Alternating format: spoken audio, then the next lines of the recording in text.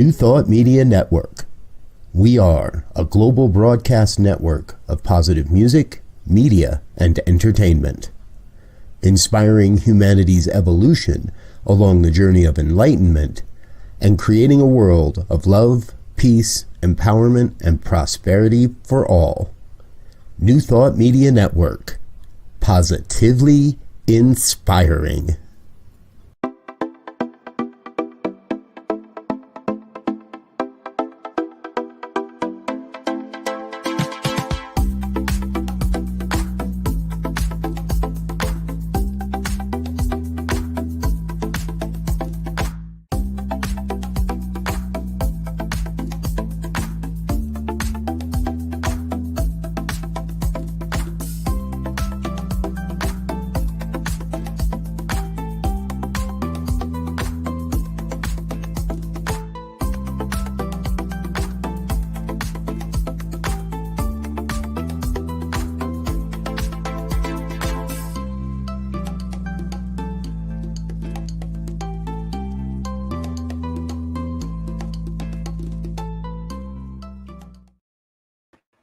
Hello and welcome back to Global Focus Today. I am Reverend Dr. Sharri Johnson, your host, and our guest today is a totally shift of perspective person, not the ministers we've been seeing who focus on animals or focus on healing or focus on grief.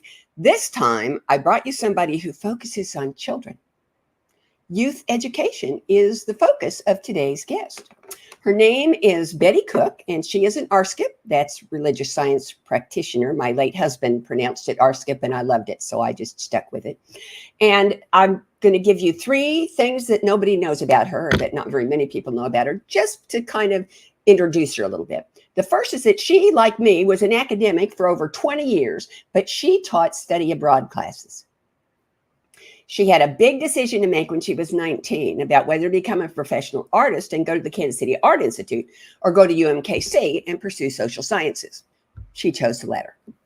And here's the one that tickles me. Her father was a Methodist minister, and before that, he and her mother met in the Salvation Army. And both of her maternal grandparents were buried in their Salvation Army uniforms. So she's from a long line of Salvation Army people.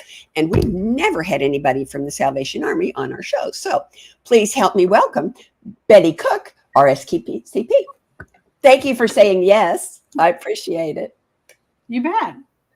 It's a pleasure to be here. I will tell you the first question I usually ask people, and I really want to hear it from you because of this Salvation Army stuff, is how did you get into New Thought? Yeah, that's a good question. And I think really fitting for today's topic because a child led me. So here's the story. I moved into a house that I rented that was very near my best friend at the time. And my daughter found, the way children do, another child that lived one house down, who was also an only child. And they were both girls, and they were within a year of each other. And her name was Angelica. And as happened, she started spending more time with Angelica and then staying all night with Angelica. And she would stay all night with Angelica on Saturday night. And then they'd want to take her to church on Sunday morning. And I had already decided, and I was not affiliated with anything at the time. Once I became an academic, I became rather agnostic. And I didn't have any spiritual practice or belief or anything. So I had decided that if my daughter was invited to go with other children someplace, that I would just let her experience that church as that family experienced it. And I wouldn't affect her experience one way or the other. Anyway, she started going, and she went again, and she went again. So I finally decided maybe I should know about this church. So I call up Chester White, and I say, Chester, tell me what your church is and what it's about. And he says, well, we just believe that God is love. And I said, oh, they're a bunch of hippies. I'm okay with that.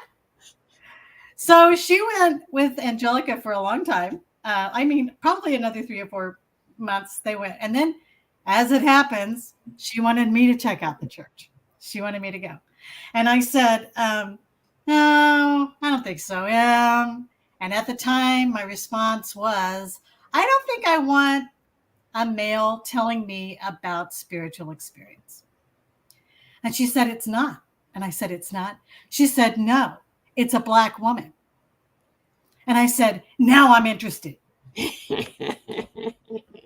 So I went. And as it turns out, that was Chris Michaels, who, when he was at the Center for Spiritual Living on 39th Street here in Kansas City. So it was the Kansas City Center for Spiritual Living. And the person that she saw was Jerry Newsom at the time, who was an assistant minister. So what she, they would bring the kids in, at the end, and who she saw was Jerry. She didn't register Chris. So she didn't know. For her, he just wasn't there. Anyway, so I sat and I listened to Chris, and I was like, oh, this is not my father's church. Maybe I can do this. And came back again. And that was around January when they do that was when they were doing sort of what New Thought is all about, when they do those 4. So I got it at just the right time, from just the right person at just the right place. And that's what got me into New Thought. But it was my kid who got me there.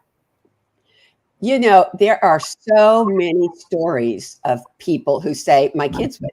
That's why youth ed is one of the reasons ministers are so interested in youth ed. Yeah. Not that we don't care about kids, but because if you get the kids, the parents come too. Sometimes it works that way. Sometimes not always, but sometimes it can work that way. It worked that way for Emma and I. And honestly, if I hadn't heard some things that resonated with kind of how I thought I wanted God to be for me, I wouldn't have stayed. But it happened to be, like I said, the right person at the right time at the right place. Yep. And you ended up being the head of the youth ed program there for some time, didn't you? I was not, in fact, ever leading that when I was there. No, I worked in it, but I was not the director. I started directing at Center for Spiritual Living in Eugene, but I did work in the one in Kansas City. I worked with the teens for quite a bit. And then after I licensed in 2017, when I came back to the area, then I was the practitioner consult sort of leader. And Jessica Arroyo was the director. Okay. So that's kind of how that was. And then COVID happened, and the world went to hell in a handbasket. where spiritual community is concerned, the world went to hell in a handbasket, except that there were people like you around who said, no, that does not have to happen. And you came up with ways to keep the kids connected online. Tell us about how that came about and what you did with it. Well, here's the thing. I was a substitute teacher for 7 different school districts for about 6 years. So when everything went online for kids, I was very aware of what that world was like for them. So I had an idea of what had really shifted for them. And I'm also very aware of what they're already doing electronically in the classroom. So I kind of had an idea, if we were going to do this, how would we do it? What would that look like? And Jessica and I talked a lot about that. And then the other thing that was happening at the time is that I was working as a parent aide. And a parent aide is someone that works to supervise visitation between biological children and the parent when their children are taken into foster care. So what people don't know about that arrangement is that parents don't automatically lose parental rights. They don't automatically stop seeing their kids. In fact, they have a court order that they still see their children, and that it has to be supervised, that visitation. And so the people that do it's parent aides. And because it is a court order, they had to still see their children.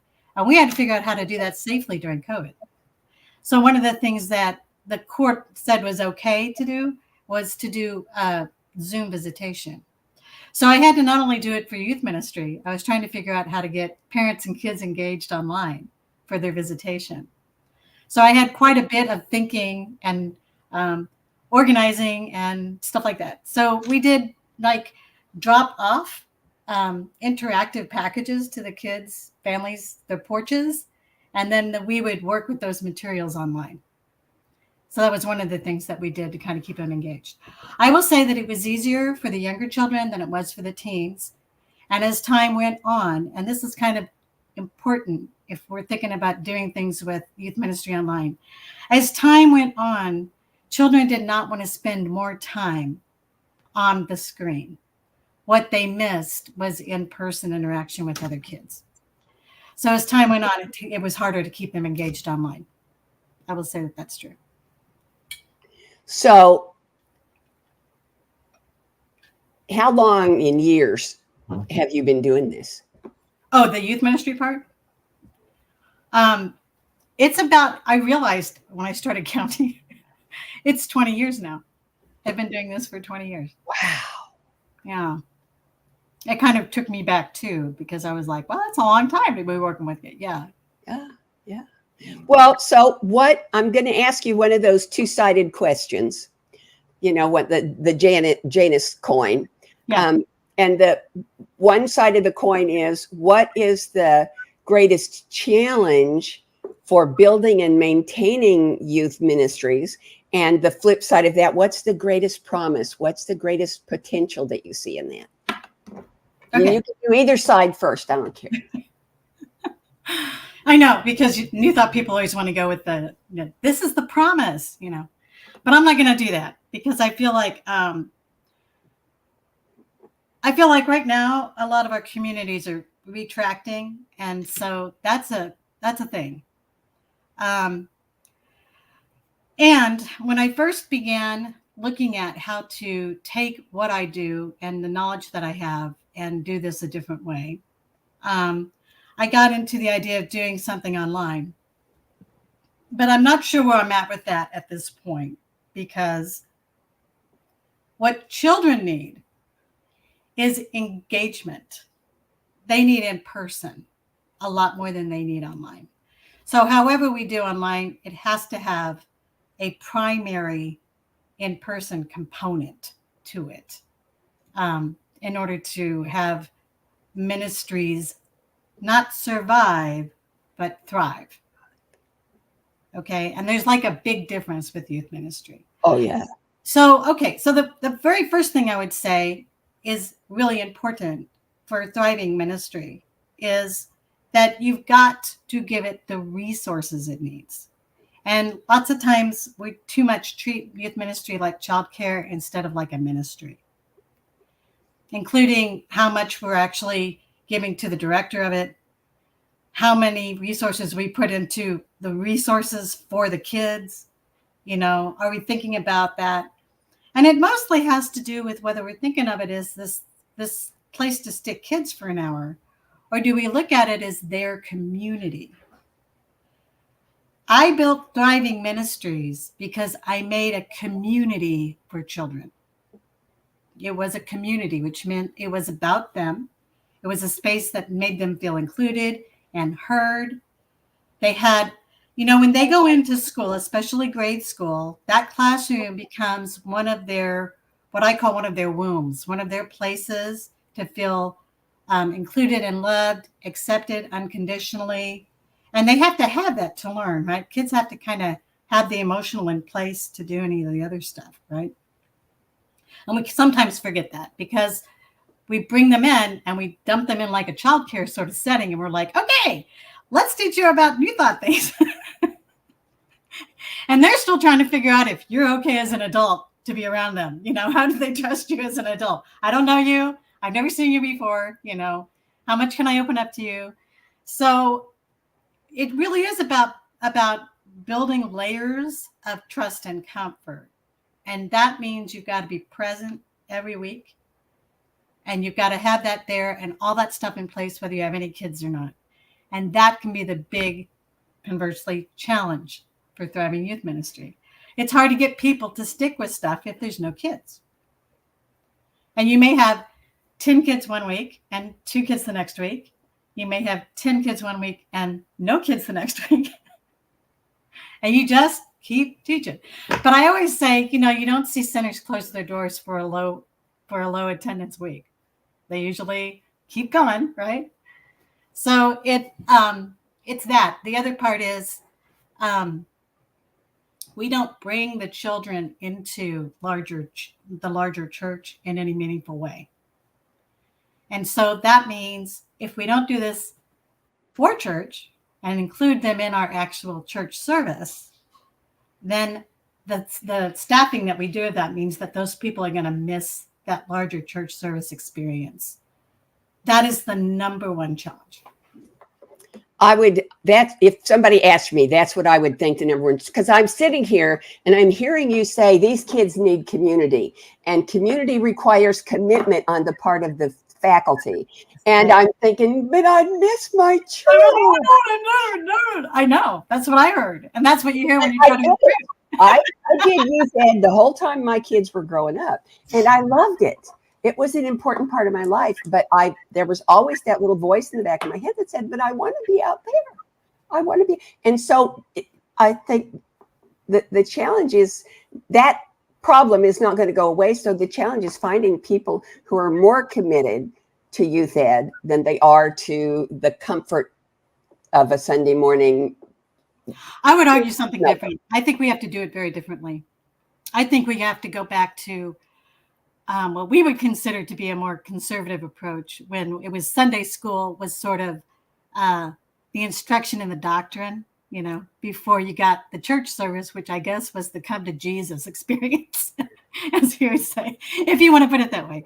But because New Thought tends to be so much about the individual, then what we want to do is try to create this individual experience for children that's so very separate from the adult experience. And we think that they want that. I'm saying, I think it's time to bring the children back in. It is way time to bring the family back in. And the Unity churches do something that I think is a really kind of one foot in the old world, one foot in the new world thing that works. And that is, they have Sunday school before the service, and they have some class for the adults at the same time as Sunday school. Right. So the people who are working with the kids are not missing anything. They're missing a class. They aren't missing anything they can catch up on. And then the whole family goes to church. Right. And then you have the family worshiping together. And people are like, okay, well, but my kids would not be able to do it. And I'm like, but we do take them into other adult spaces, and they learn how to be in an adult space. And you can still steal a page out of the Catholic book and have a glass room, crying room for the ones that are, making a lot of noise and not there. Still get to be part of the community. Right. Or take them, I would take my daughter out if she was truly in distress and crying. I wouldn't have everybody go through that experience with me. Yeah. But what I'm saying is we kind of have recreated the glass room. It's called online. So now all of our families may be participating as a family, but they're not doing it in person, online. I'm saying, what if we were to make a space where they'd want to be back in the building? And then that might be. So the other thing is, and I want to address this because it really bothers older congregants. And I want to get past this. Okay. This is like the reason I'm on today. Y'all got to get past the digital divide. You've got to do it. And I hear people saying, we don't want to see them gaming in there. We don't want any electronics in there. They need to be doing board games and talking to one another and playing outside or whatever. Well, number one, some centers are really fortunate enough to think ahead or to make the space and actually have an outside play space. And I would encourage every center to try to have an outside play space, okay, especially for the younger children. All right. But kids have already way experienced the play of electronics. That ship sailed a long time ago. So all you got is a bunch of Luddites not providing a place for kids to have meaningful community to kids. They do this as a group with an electronic device. That's how they play. That's how they play. Okay. Now, if you wanted to go into youth ministry with a board game and invite them to play with you, they may do that.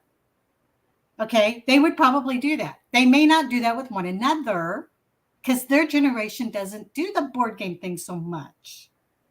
Okay? And they may actually have very meaningful relationships with their online gaming people that they've never actually met in person, but that is meaningful to them. Yeah. So if you're going to have a space for kids, you got to have a gaming system. You got to have a place for them to sit around and do nothing together. Okay, because that's what actually builds relationship, is that time not doing anything together except hanging out. Yeah, so that food. I get that picture in my mind. There's a commercial. I can't remember what the commercial is for, to tell you the truth, but because I hate commercials. But there's a commercial where you see a whole family, two teenagers and a mom and a dad, and they're sitting in the living room and they're all talking to their phones. Yep, we're all here. And I'm going, oh man, has it really come to that? But here's the thing. It has come to that. That keyboard is as much a part. The keyboard is how we whisper now. Well, here's the thing, Sharri. There's never been a time in their lives where they have not had the internet, where they haven't had a handheld computer. They've never had a time in their lives where they have not had one, where they have not known that around them. Yep. Now, I've got a 1-year-old in my life that reaches for the phone to cut off the conversation. She already knows what the phone is doing. It's in the way of her time with adults, and she reaches to cut it off, okay? That probably won't last a whole lot longer, is what I'm saying.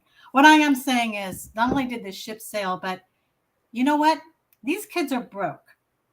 They don't buy themselves these devices. We do that. So we can't say, I don't know why they're disconnected. They're always in their electronics. Well, so are we. So what are you doing? What are you structuring as a way to connect? And that's the other thing. You can use this technology as a tool to connect, or you can let it be something to divide. But that has to be a purposeful approach. If it's not purposeful, they're just going to dig in like we do. We do mindless scrolling all the time. Yep. They'll do the same thing. So all of that needs to go into youth ministry curriculum, how you do it, when you do it, what you do with it. And then the other part, and I really wanted to talk about this. How long do we have, by the way? We have as long as you need. Keep talking. Okay, so the other thing that's really important is making a team, and then making the team feel like a team. So don't just have your volunteers come in and then you give them a CD of the service or a link to the service, or you tell them you can watch it later online. No, that doesn't make you feel like a team. I talked to my team. Every month we had a meeting, and we had a meal with the meeting, and we made it into a religious practice of getting together to vision and think about and plan for the kids. They gave ideas to how to manifest and do stuff with the curriculum that I hadn't thought about. I mean, I always gave the scaffolding of the curriculum and the stuff that we were doing. And then they would come up with great ideas about how to do it and other stuff we could do with it. So you need to include them in what you do. And then you need to show them appreciation, not by just handing them something or a bag at the end of the year, but make them feel like a meaningful part of the ministry that's ministering. And when you're just looking for people to give up a Sunday, you're not going to do that. They're not going to feel like they're part of something bigger. So I always built a ministry that had a team, and we were all doing things for the children. And then I also started writing curriculum that not only had the youth doing things that were cool with interfaith, but I extended that to have it be community engagement with the youth and something around that. So for instance, let me give you a for instance, because people are like, how would I do that? So I have a curriculum called the Season of Light, which I've been trying to figure out how I want to, sort of market and package and make available. But anyway, in the Season of Light, one of the things that we celebrated was Diwali. And that was a really beautiful way to get into another culture. And because Diwali is based on this really, really long Indian epic poem with these really iconic characters, the way that Mary and Joseph and the Christ story is an iconic story for us. Diwali is an iconic story for the Hindu and actually the Muslims as well. It's more kind of cultural than it is religious. It's kind of a little of both. And these characters you can find across the countries, more than one country, and various. In fact, we've got some in the Nelson right here in town. Yep. So part of that is explaining about it. It's a celebration of light, and it is using a mandala or a rangoli that are made as an impermanent art form. Okay. And candles. It's the rangoli or the mandala. You can look at it as either one. Uh-huh. They welcome Mat for Lakshmi, who is the goddess of compassion and prosperity.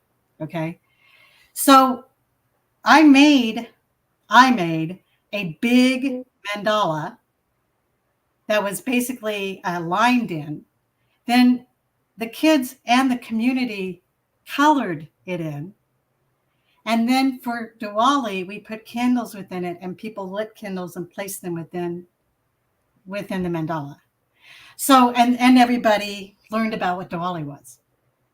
And I tell you, I thought, okay, this is like going to be a one-time thing. Everybody's going to really like this, and they're going to be like, oh, that was fun.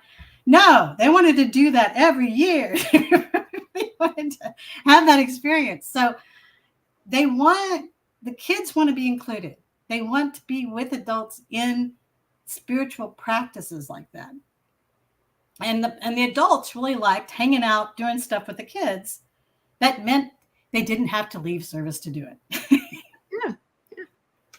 So that was like one of the ways that you engage everybody in something that's about unity. That's about, we're celebrating this with our Hindu and Muslim brothers and sisters, across the huge holiday in India, so there's all these people celebrating there, and now we're celebrating with them here. So that's just one part of the season of light. We also do, we have a really good time with Hanukkah. Oh, yeah. Because we do the dreidel game and the whole thing with Hanukkah, and we fly latkes and stuff like that. So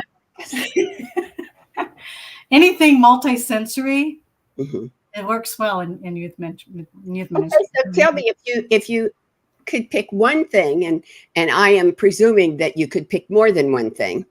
If you had to pick just one thing that CSL, which is the organization that you're working in, that CSL is doing right in youth ed, what would it be? I think that there is a real desire to pay attention to how we're going to deal with children. There isn't always, though we don't always execute it in ways that work, but there is usually a desire, some kind of awareness that there needs to be some kind of youth ministry going on. So I do acknowledge that there is an awareness of the importance of that. And there is always big support and great amounts of effort given to getting people to and making sure that they experience youth camp still. Okay. And that's been going on for years and years and years. So that's cool.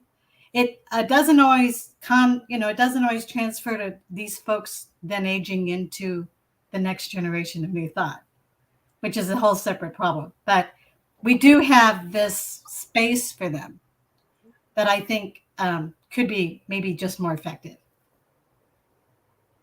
And if there was one thing you would like to change tomorrow and have it never come back, what would that be? Okay, I will totally cop that I've got a thing about this. I think we should completely stop bringing the children in for display into the larger church. I think that should completely stop. First of all, I think it's really time to ask ourselves why we do that.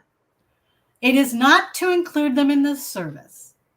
They're not going to feel included in the service with one song and then get trotted back out.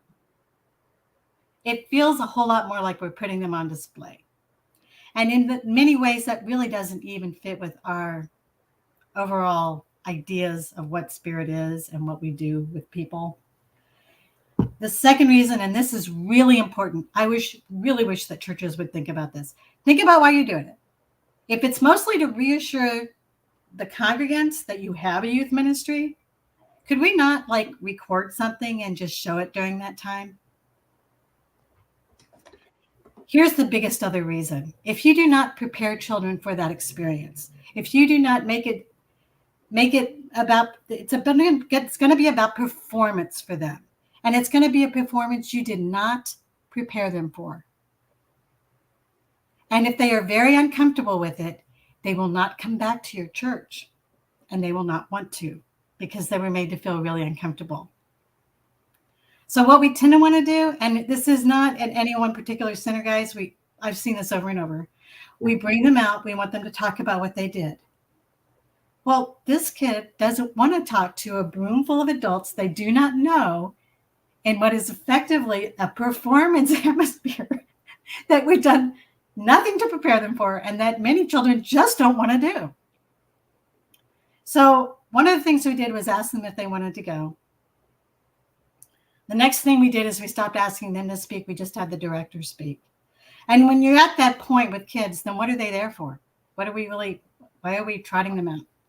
So I would say have something up there about youth ministry, have it like a report about youth ministry, have stills of what's going on in youth ministry, even put a video up of something that's an interaction between a real interaction, not a staged interaction, between the youth director and what they're doing in youth ministry. I think all of that is a way to let the congregants know what's going on without actually, sort of putting the kids on display. I just think that the time for that is over. And it really doesn't do much for the experience for the kids in youth ministry. Cool. Okay, now I have 5 questions. I have 5 questions that I ask all of my guests. Okay. There's no wrong answer. Okay. But this is my cleanup to make sure I ask these questions. So the first one is there anything that you would like our viewers to know or to learn that I have not asked you about? I think the one message I would put out there very heavily is if you think about how to fund your senior minister and you think about how to fund your youth, your especially your music ministry, you need to put that much time, that much attention, and that much money into your youth ministry. Oh, I like that. Yeah. Okay, next question. How does what you do as a RScP, as an educator, as a person, how does all of that encourage, explore, support, pick your own verb, conscious evolution?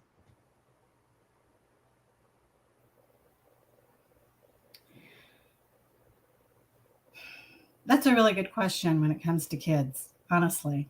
What we often say in New Thought, we love to say it, if I'd only had this as a child. And what I'm going to push back on everybody about is you did have it as a child. We don't have to worry about giving kids New Thought. They understand New Thought. They intrinsically understand it. Because it's not doctrine. We say that all the time. We aren't doctrinaire. We're relational. They understand relational. I think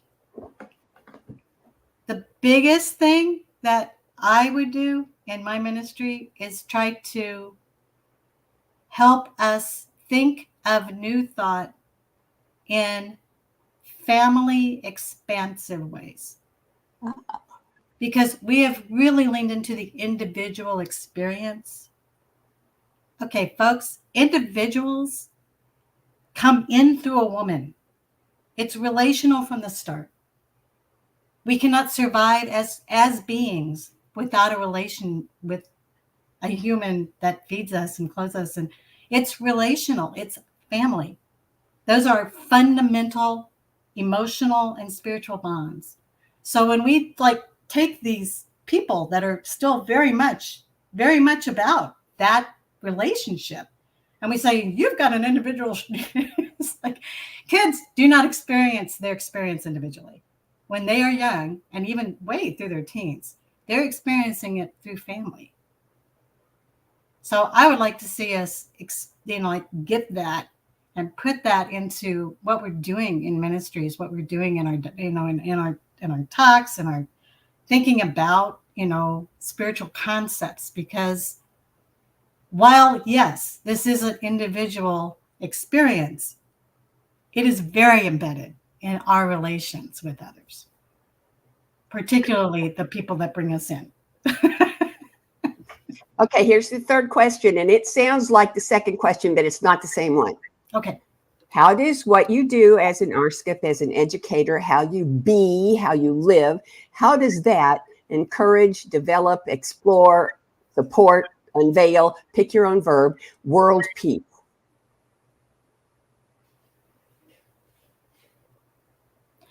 I think the more connected that we are, and we say that a lot, we're like, we're all about unity. No, it needs to be intimacy. What we're missing is the intimacy.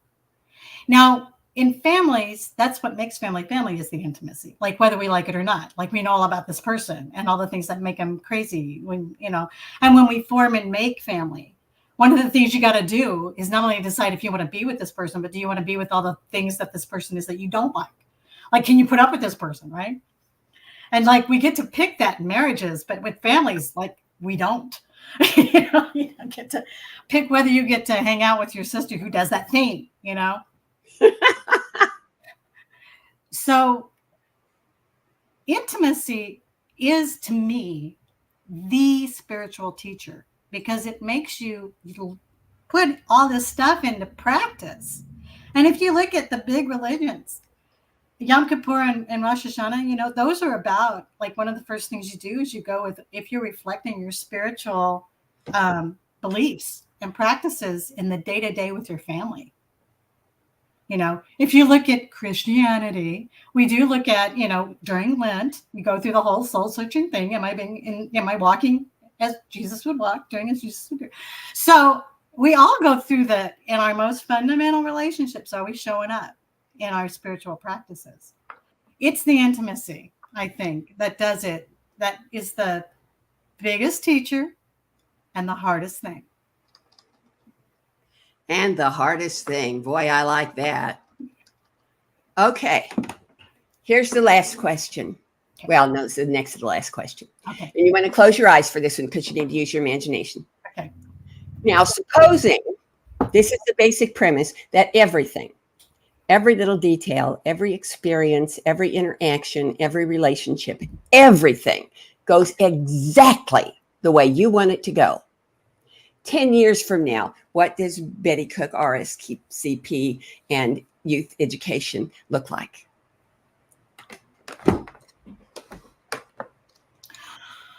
Well, it's well-funded. It's respected. It's very flexy. There are people really wanting to do that instead of being talked into doing it. And we have both an online and in-person component that works together so that it's flexible enough so people feel like they're part of it, but they want to be in person. So there's lots of things that you can do to make those things articulate well. They've been doing them in grade schools for a long time. And mostly the intimacy of that will not only build our centers, but it will expand our centers. I guarantee. Well, I just love the way you said articulate. I've never heard that. I know what that word means, and I've never heard it used that way. And that is the most perfect description of what you're trying to accomplish, is to make it articulate. That's just fabulous. Okay, and here's the very last question. Will you come back? Oh, yeah. Okay. The first opening I have is July 8th of next year. Can I pencil you in? Sure. Yippee. Talk to me July 8th next year and ask me what I've been doing, because I am taking this season of light. And then there will be all kinds of new stuff to talk about. Yippee. There will be. So there's two. So there's the season of light, and I'm now writing the season of hope. So there are two large 6-month curriculums that integrate interfaith and new thought principles and ideas in ways that both kids and communities can experience. And you know, interfaith is my thing, so I'm really excited to hear about that. Yeah. Thank you again so much for being You're here. welcome. Thanks for asking me. Wonderful. And y'all want to come back next week, because next week my guest is Nemo Patel. And you don't want to miss that. And in the meantime, have a great week. And remember that I love you. Bye-bye. Amazing, amazing, you will do amazing things. Amazing, amazing, you will do amazing things. On behalf of everyone at New Thought Media Network, thank you for being a member of our virtual family. Your financial contributions help share the New Thought message with people from around the world. Please visit and contribute at www.ntmedia.org/donate. New Thought Media Network, come be you. And please like, share, and subscribe. Until next time.